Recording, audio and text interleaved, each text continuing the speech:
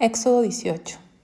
Oyó Jetro, sacerdote de Madián, suegro de Moisés, todas las cosas que Dios había hecho con Moisés y con Israel su pueblo, y cómo Jehová había sacado a Israel de Egipto.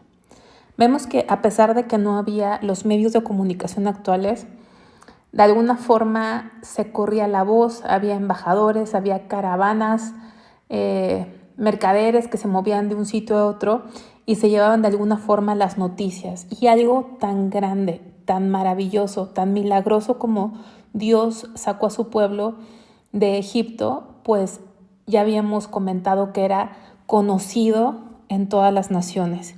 Y a Jetro, que era el suegro de Moisés, también le llegaron las noticias de las maravillas que Dios había hecho con Moisés y con su pueblo.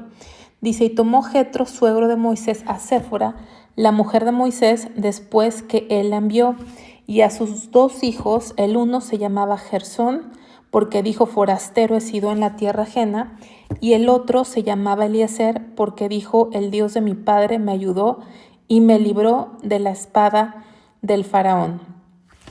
Y Jetro, el suegro de Moisés, con los hijos y la mujer de éste, vino Moisés en el desierto, donde estaba acampado junto al monte de Dios. Bueno, entonces aquí vemos que Jetro regresa con Séfora y los hijos de Moisés. Aparentemente, en algún momento, aunque no esté especificado, aparentemente entendemos que Séfora y sus hijos regresaron a donde estaba su padre, o sea, que no estuvieron con Moisés en este periodo, en algún periodo de tiempo. Si recuerdan, la última vez que escuchamos de Séfora fue aquel momento en el que Dios iba a matar a Moisés probablemente con una enfermedad porque no había circuncidado a sus hijos. Y Séfora fue la que tuvo que actuar en ese momento, ¿no? Esa fue la última vez que escuchamos de ella y ahora entendemos que se fue con su papá y con sus hijos, pero ahora pues su suegro la regresa a ella con su esposo como debe de ser. Y aquí vemos el nombre de su primer hijo, Gersón, que ya habíamos visto que puso forastero, porque así se sentía, forastero, he sido en tierra ajena.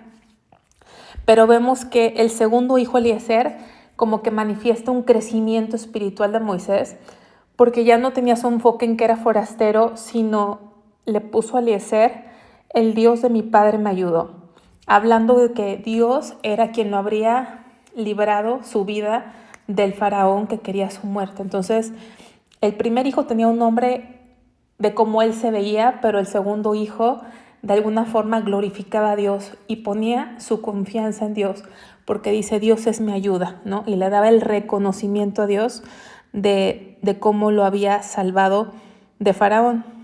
Y entonces dice, dijo Moisés, yo tu suegro Jetro, vengo a ti con tu mujer y sus 2 hijos, con ella. Y Moisés salió a recibir a su suegro y se inclinó y lo besó, y se preguntaron el uno al otro cómo estaban y vinieron a la tienda. ¿No? Vemos este cariño, este respeto. No se inclinaban porque se adoraban, sino es un símbolo de honrar, y creo que nos habla mucho de cómo debemos de tratarnos, sobre todo como familia en Dios, con honra, con respeto, con cariño, dice, y lo besó. Y se preguntaron el uno al otro cómo estaban. Y Moisés contó a su suegro todas las cosas que Jehová había hecho a Faraón y a los egipcios por amor de Israel, y todo el trabajo que habían pasado en el camino y cómo los había librado Jehová. Bueno, definitivamente tenía muchas historias, muchos testimonios que platicar Moisés, que es un gusto cuando tienes algo que platicar que edifique, las experiencias que has tenido con Dios, lo que Dios te ha revelado de la palabra debería ser el centro de nuestras conversaciones. Y se alegró Jetro de todo el bien que Jehová había hecho a Israel al haberlo librado de la mano de los egipcios. Y Jetro dijo, bendito sea Jehová que os libró de mano de los egipcios y de la mano de Faraón, y que libró al pueblo de la mano de los egipcios. Ahora conozco que Jehová es más grande que todos los dioses, porque en lo que se ensoberbecieron prevaleció contra ellos.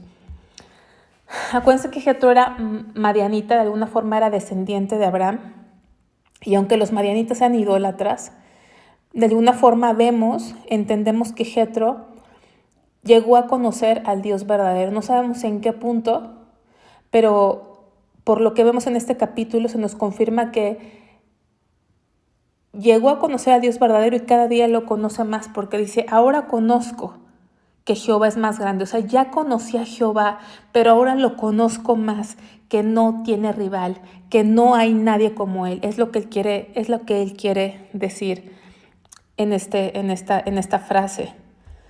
Dice, y tomó Jetro, suegro de Moisés, holocaustos y sacrificios para Dios, y vino Aarón y todos los ancianos de Israel para comer con el suegro de Moisés delante de Dios. Vemos que había esta comunión, vinieron los ancianos, vinieron Aarón, se gozaron, convivieron en esa comunión delante de Dios, y Jetro ofreció holocaustos para Dios. Entonces vemos que él era un hijo de Dios, que no era de Israel, era madianita, descendiente de Abraham, pero no era como su nación idólatra. Había llegado a conocer al Dios verdadero. Dice, aconteció que al día siguiente se sentó Moisés a juzgar al pueblo, y el pueblo estuvo delante de Moisés desde la mañana hasta la tarde. Y viendo el suegro de Moisés todo lo que él hacía con el pueblo, dijo, ¿qué es esto que haces tú con el pueblo? ¿Por qué te sientas tú solo y todo el pueblo está delante de ti desde la mañana hasta la tarde? Imagínense todos los conflictos, situaciones que sucedían en 2 millones de personas que habían sido esclavos, que no conocían lo que era justo, que no tenían leyes, y era lo que Moisés les estaba enseñando de parte de Dios. Entonces se daban muchas disputas, muchos conflictos, y él tenía que intervenir, y era cansadísimo. O sea, el trabajo espiritual es muy cansado, estar dando un consejo, estar escuchando las situaciones, ¿no? Y Moisés respondió a su suegro, porque el pueblo viene a mí para consultar a Dios. Cuando tienen asuntos vienen a mí y yo juzgo entre el uno y el otro. Declaró las ordenanzas de Dios y sus leyes. Y declaro las ordenanzas de Dios y sus leyes porque ellos no las conocían, y él les enseñaba lo que Dios decía que se tenía que hacer, lo que era justo según la ley de Dios, ¿no? Aunque todavía no había sido dada la ley, vemos que él tenía una relación con Dios, Moisés. Dios hablaba directamente con Moisés y él podía enseñarles de parte de Dios. Dice, entonces el suegro Moisés le dijo, no está bien lo que haces. Desfallecerás del todo, tú y también este pueblo que está contigo, porque el trabajo es demasiado pesado para ti. No podrás hacerlo tú solo. O sea, aquí es un sentido común. No puedes tener este ritmo todos los días, te vas a morir. Y obviamente al no poder, el pueblo también se va a venir para abajo. Y dice, oye ahora mi voz, yo te aconsejaré y Dios estará contigo. Está tú por el pueblo delante de Dios y somete tú los asuntos a Dios. Y enseña a ellos las ordenanzas y las leyes y muéstrales el camino donde deben de andar y lo que han de hacer. Además escoge tú de entre todo el pueblo varones de virtud, temerosos de Dios, varones de verdad, que aborrezcan la avaricia, y ponlos sobre el pueblo por jefes de millares, de centenas, de 50 y de 10. Ellos juzgarán al pueblo en todo tiempo, y todo asunto grave lo traerán a ti, y ellos juzgarán todo asunto pequeño, así aliviarás la carga sobre ti y la llevarán ellos contigo. Aquí le está diciendo en pocas palabras que necesita delegar y delegar sobre varones de virtud, temerosos de Dios, o sea, capaces, entendidos, temerosos de Dios, hombres de verdad, o sea, fieles, que aborrezcan la avaricia, ¿no? Que delegue esa autoridad y les enseñe a ellos y que los ponga por millares, de centenas, de 50 y de 10. Y que todo asunto grave, dice, ellos juzgarán al pueblo en todo tiempo y todo asunto grave lo traerán a ti, y ellos juzgarán todo asunto pequeño. Así le aliviarás la carga sobre ti y la llevarán ellos contigo. Qué importante es cuando un líder necesita llevar la carga con un grupo de líderes, de hombres y mujeres fieles a Dios, como dice aquí, de virtud, temerosos de Dios. Pablo le dijo a Timoteo, según Timoteo 2:2, esto encarga a hombres fieles que sean idóneos para enseñar también a otros. La fidelidad va antes de la idoneidad, ¿sí? Según Timoteo 2:2. Fieles que sean idóneos. Dios capacita, pero el primer requisito es ser fiel, virtud. Dice, y oyó Moisés la voz de su suegro e hizo todo lo que dijo, ¿no? No se creía más Moisés, ¿cómo me va a enseñar él? Dios ha hecho esto conmigo, Dios me habla directamente a mí, escuchó el consejo.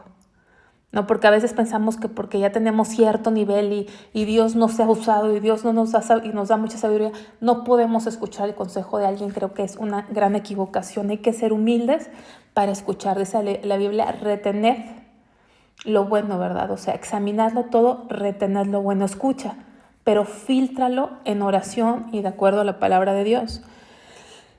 Y dice, escogió Moisés varones de virtud entre todo Israel, los puso por jefes sobre el pueblo, sobre 1000, sobre 100, sobre 50 y sobre 10. Y juzgaban al pueblo en todo tiempo, el asunto difícil lo traían a Moisés y ellos juzgaban todo asunto pequeño. Y despidió Moisés a su suegro y éste se fue a su tierra.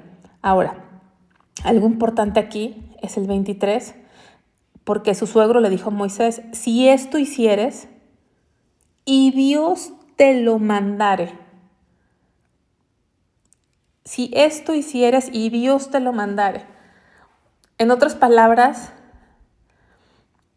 lo que podemos entender, o al menos yo lo entiendo así, si esto hicieres y Dios te lo mandare, yo te estoy dando este consejo, pero sobre mi consejo está el mandato de Dios.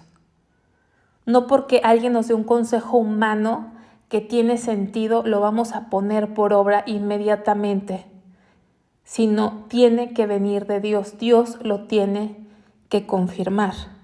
Aquí dice que Moisés escuchó y lo puso por obra.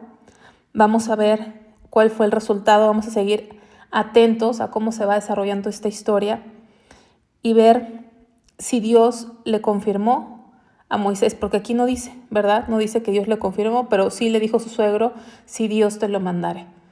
No, porque a veces tomamos consejos humanos sin consultar a Dios. Entonces, creo que puede ser siempre un error. Cualquier consejo puede sonar muy sabio, puede haberle funcionado al hombre más rico del mundo o el mejor empresario, pero no porque funcione en el mundo secular es algo que Dios aprueba.